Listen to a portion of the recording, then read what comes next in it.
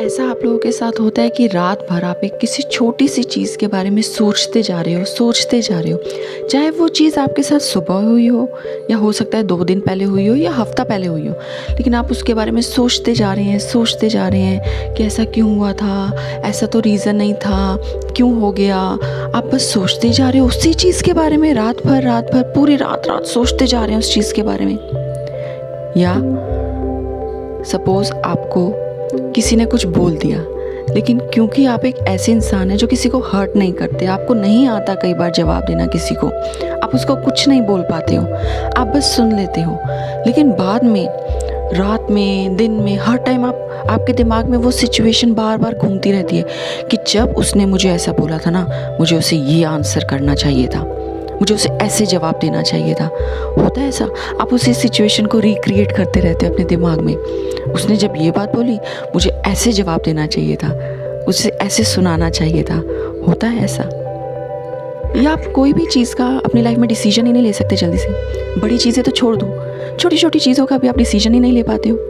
बहुत सिंपल चीज़ें होंगी, लेकिन आपको एक डिसीजन लेने में बहुत टाइम लग जाता है, क्योंकि आप उसके बारे में इतना ओवरथिंक करते हो, इतना सोचते हो, अगर लेंगे तो ये होगा, नहीं होगा, क्या इसकी इतनी छोटी छोटी चीज़ों के लिए इतना सोचते हो डिसीजन लेने से पहले। या सपोज़ आपने किसी इंटरव्यू के लिए जाना है, या जो लेडीज़ हैं, जैसे आजकल तो बहुत वीडियोस चलते हैं कि मैंने सोचा है, आप दिमाग में सोचते हो कि मैं ये काम करूँगी, कल से ना मैं ऐसे ऐसे करूँगी, या सपोज़ मैं अपना टिफ़िन का बिज़नेस, या अपना कोचिंग का बिज़नेस, या अपना कुछ भी, या मैं कल इंटरव्यू देने जाऊँगा, सोचते हो और आप बहुत एक्साइटेड हो जाते हो और फिर आप सोचना शुरू करते हो। पहले तो आप बहुत खुश होते हो, मैं ऐसे ऐसे जाऊँगा, मैं ऐसे ऐसे बोलूँगा, या मैं ऐसे काम स्टार्ट करूँगी, मैं ये वाली डिश बनाऊँगी, और सोचते सोचते आप एक पॉइंट पे खुद ही ऐसे आ जाते हो, यार फिर अगर इंटरव्यू देने गया, उन्होंने ये वाला क्वेश्चन पूछा, तो इसका तो यार मेरे पास कुछ वो है ही नहीं, या अरे मैंने ये डिश बनाई, कोई आया ही नहीं लेने के लिए, या फिर मैंने कोचिंग स्टार्ट करी, मेरे पास तो कोई स्टूडेंट आएगा ही नहीं पढ़ने के लिए। आप खुद ही उस चीज़ को सोच सोच के वहीं पे अपने दिमाग में बंद भी कर देते हो। दिमाग से ही स्टार्ट करते हो और इतनी ओवर थिंकिंग करते चले जाते हो कि उसको अपने दिमाग में ख़त्म भी कर देते हो कि ये तो होगा ही नहीं काम, ये इंटरव्यू तो मैं क्लियर ही नहीं कर पाऊँगा, क्योंकि वो मुझसे ऐसा क्वेश्चन पूछेगा और मेरे पास तो ये वाला आंसर होगा नहीं। या फिर आप इतना नेगेटिव सोचते हो, इतना नेगेटिव सोचते हो, हर चीज़ का नेगेटिव, और इतना सोचते हो कि सिर दर्द हो जाता है। अगर आप सबके साथ भी ये सब हो रहा है तो आप लोगों के लिए ये ही वीडियो बना है, क्योंकि एक टाइम था जब मैं, ये सब चीज़ें मेरी लाइफ में मेरा पार्ट थी, लाइफ का बहुत बड़ा इनफैक्ट पार्ट थी, और मैंने उस पार्ट को ओवरकम किया, अपनी लाइफ को चेंज किया, अपनी थिंकिंग को चेंज किया। तो अगर आप भी एक ओवर थिंकर हो तो ये वीडियो एंड तक ज़रूर देखना। और एंड में एक इतनी इंपॉर्टेंट चीज़ है ना आपकी लाइफ के लिए, जो मैं कहती हूँ आपकी ओवर थिंकिंग की ये जितनी भी आदत है ना, इसको ख़त्म कर देगी और बहुत आसानी से ख़त्म कर देगी। तो लास्ट तक वीडियो ज़रूर देखना। अब हम ओवर थिंकिंग ना यार आजकल बहुत बड़ा प्रॉब्लम हो जाता है। ओवर थिंकिंग क्या है कि बच्चे, जवान लोग और बड़ों में तो खैर ये बहुत ज़्यादा ही प्रॉब्लम होती है। तो ओवर थिंकिंग आजकल सबकी लाइफ का पार्ट है। जो भी इंसान ओवर थिंकिंग करता है ना, वो हमेशा परेशान ही रहता है। आज हम सबसे पहले जानेंगे ओवर थिंकिंग के कारण क्या होते हैं, उसका नुकसान क्या होता है, और लास्ट में हम देखेंगे कि हम इस ओवर थिंकिंग को ख़त्म कैसे कर सकते हैं, कैसे अपनी ज़िंदगी से इस ओवर थिंकिंग की जो समस्या है उसको हटा सकते हैं। वीडियो लंबा होगा, बट जो भी ओवर थिंकर्स हैं ना, प्लीज़ ये वीडियो एंड तक ज़रूर देखना, आपके बहुत काम आएगा। क्योंकि जल्दी जल्दी में मैं ये वीडियो ख़राब नहीं करना चाहती, मैं डिटेल में आपके साथ शेयर करना चाहती हूँ सारी चीज़ें। ये सबसे पहले हम देखेंगे ओवर थिंकिंग के कारण होते क्या हैं। ओवर थिंकिंग का सबसे पहला कारण होता है बहुत ज़्यादा चिंता करना। कोई भी चीज़ हो, कोई भी आपकी लाइफ का इशू हो, कोई बात हो, आप उसके बारे में इतना सोचते हो ना, आप उसको सोच सोच के इतना बड़ा कर लेते हो। तो हर टाइम चिंता करते रहना किसी भी चीज़ से रिलेटेड। दूसरा, काम का स्ट्रेस। अब वो चाहे वर्किंग पर्सन हो, मेल फीमेल, हम दोनों की यहाँ पे बात कर रहे हैं। ओवर थिंकिंग देखो जेंडर रिलेटेड नहीं है, एज रिलेटेड नहीं है। ओवर थिंकिंग की प्रॉब्लम किसी को भी हो सकती है, चाहे वो लड़के हों, लड़कियाँ हों, बूढ़े हों, कोई भी। हम अपने काम का स्ट्रेस इतना ले लेते हैं। सपोज़ हमें ऑफिस में काम करने जा रहे हैं, अरे ये चीज़ नहीं हुई, अब वो मुझे ऐसे बोलेगा, सब लोग कलीग मेरे बारे में क्या सोचेंगे, वो सोचेगा मुझे काम नहीं करना आता, इतना हम उस चीज़ को सोचेंगे। या अगर घर पे ही हैं तो अरे कल मुझे ऐसा करना है, बच्चों का एग्ज़ाम भी है, फिर मुझे ये वाली सब्ज़ी भी बनानी है, फिर मुझे उसके घर भी जाना है, मैं कैसे करूँगी क्या, इतना हम उसको काम का स्ट्रेस ले लेते हैं। थर्ड इसका एक रीज़न होता है हर टाइम डर का बने रहना। आपको एक ना डर लगा रहता है, कुछ गलत हो जाएगा, कुछ गड़बड़ हो जाएगी, मैं ऑफिस में अगर काम कर रहा हूँ अगर ये नहीं हुआ तो ये हो जाएगा, फिर ऐसा हो जाएगा।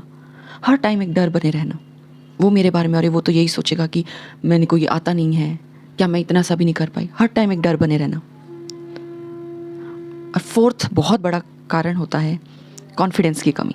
जी हाँ, ओवर थिंकिंग का बहुत बड़ा रिलेशन है वो, जब आपको ऐसा लगता है कि आप में किसी चीज़ को रिलेटेड कॉन्फिडेंस नहीं होता। अब वो चाहे आपकी लुक्स हो, आपका प्रोफेशन हो, आपकी स्किल्स हो, या आपका बात करने का तरीका हो, या कोई भी चीज़, जब आपको लगेगा ना मेरे अंदर इस चीज़ को लेकर कॉन्फिडेंस नहीं है, आप ओवर थिंकिंग में जाओगे ही जाओगे। अब हम बात करेंगे ओवर थिंकिंग के नुकसान क्या हैं। देखो यार, ओवर थिंकिंग सबसे पहले तो यार आपकी लाइफ का ना एक बहुत अच्छे मोमेंट्स को भी आपको जीने नहीं देता है। जो आपकी लाइफ के ब्यूटीफुल मोमेंट्स होते हैं जिनको आपको एंजॉय करना चाहिए, आपको वो जीने नहीं देगा। दूसरा चीज़ है, जो भी ओवर थिंकर होगा ना वो हर टाइम नेगेटिविटी से भरा रहता है।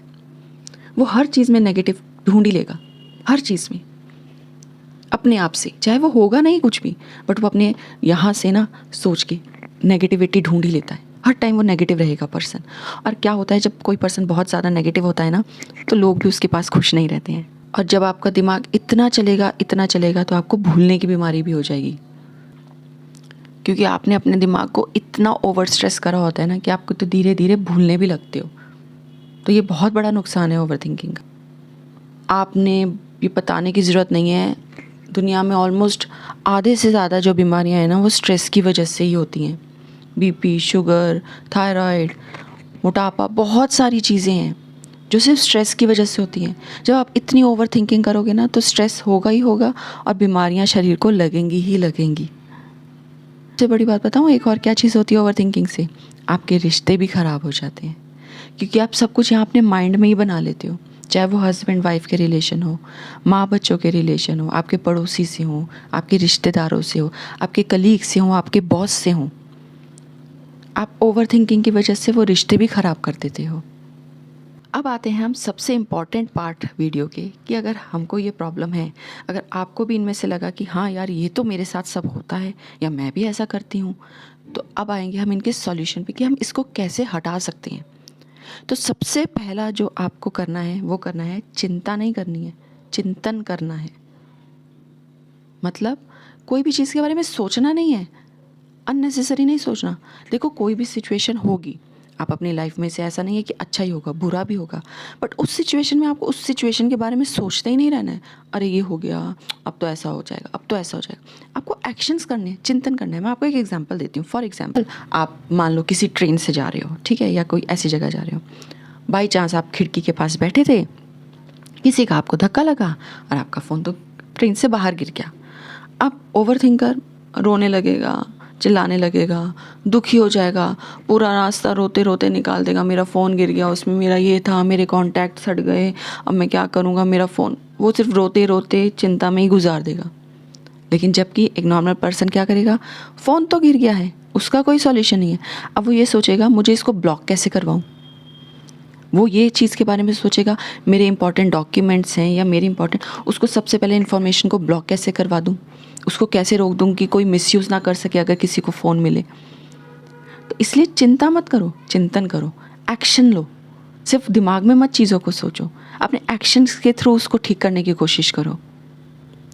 सेकेंड इंपॉर्टेंट थिंग है, प्रेजेंट में रहना सीखो, वर्तमान में रहो। पास्ट को, फ्यूचर को, दोनों को छोड़ दो। जो पास्ट में हो गया उस पर आपका कोई कंट्रोल नहीं है, वो हो चुकी है चीज़, अब उसके बारे में मत सोचो। सोचने से आप सिर्फ अपना यहाँ पे टेंशन दोगे, सिचुएशन नहीं बदलने वाली है। और फ्यूचर तो वैसे ही किसी को नहीं पता, और आजकल तो वैसे ही इतना टाइम आ चुका है कि हम कल के बारे में भी नहीं सोच सकते।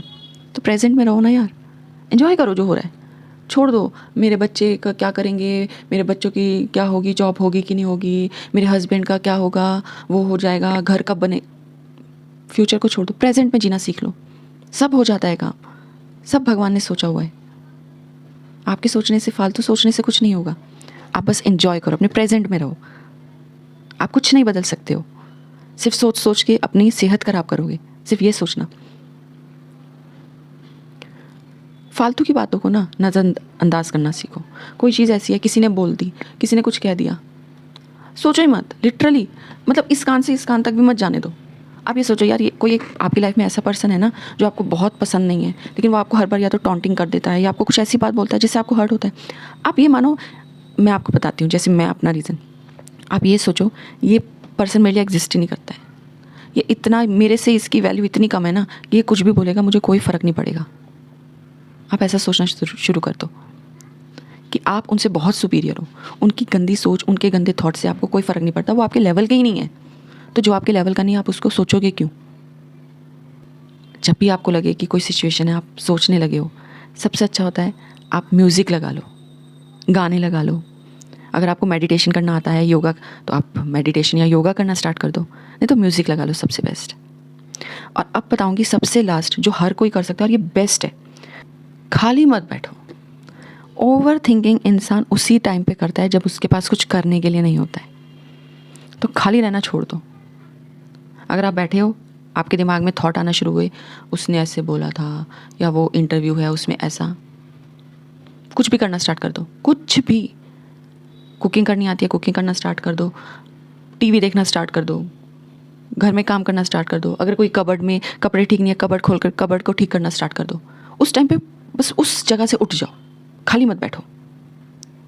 रात को सोते सोते अगर आपके थिंकिंग आ रहे हैं, आपको लग रहा है अरे यार दिमाग चलना स्टार्ट हो गया, नींद नहीं आ रही ना, उठो, एक बुक ले लो, कोई भी अपने पास रख लो, रीडिंग करना स्टार्ट कर दो। नॉवल भी हो सकती है, इंस्पिरेशनल स्टोरीज़ हो सकती हैं, या जो भी टाइप की आपको बुक अच्छी लगती है, उठो, बुक पढ़ना स्टार्ट कर दो। 1 पेज, 2 पेज, 3 पेज पढ़ लो, नींद आ जाएगी, सो जाओगे। बट लेटे मत रहना बेड पे सोचने के लिए। इस चीज़ को करो, ट्रस्ट मी, ये बहुत काम आती है, क्योंकि ओवर थिंकिंग तभी करोगे जिस टाइम पे आपके पास और कोई काम नहीं होगा। तो ये चीज़ें अपनी लाइफ में फॉलो करो, इन चीज़ों को अपनाओ अगर आप एक ओवर थिंकर हो। और अगर आपके पास, आप भी इस प्रॉब्लम से रिलेट करते हो, तो कमेंट बॉक्स में मुझे ज़रूर बताना कि अगर आपने कोई और ऐसा कोई मेथड किया जिससे कि आपकी ओवर थिंकिंग जब आप करते हो, आपने कोई ऐसा मेथड ढूंढ लिया कि आप उसको छोड़ते हो, तो कमेंट में ज़रूर बताना, हो सकता है किसी और की बहुत हेल्प हो जाए। शेयर ज़रूर करना अपने व्यूज़ इस चीज़ पे कि आप कैसे अगर आप ओवर थिंकिंग करते हो या उसको कैसे आप हटाते हो अपनी लाइफ से, आपने कैसे उसको ओवरकम किया, ये ज़रूर शेयर करना। ओवर थिंकिंग से आपकी लाइफ में क्या प्रॉब्लम आ रही है, ये कमेंट बॉक्स में ज़रूर शेयर करना, क्योंकि बहुत सारे लोगों को हेल्प मिलेगा। होप आपको आज का वीडियो अच्छा लगा होगा, और इस वीडियो को देख के कुछ भी लोगों की अगर हेल्प होगी, क्योंकि मैं जानती हूँ ओवर थिंकिंग को ओवर करना बहुत मुश्किल है। कोई भी आपके पास अगर मेथड हो तो कमेंट बॉक्स में ज़रूर शेयर करिएगा, ताकि और लोगों की भी हेल्प हो सके। फिर मिलूँगी आपसे, तब तक अपना ध्यान रखिएगा, खुश रहिएगा। जय गुरु जी।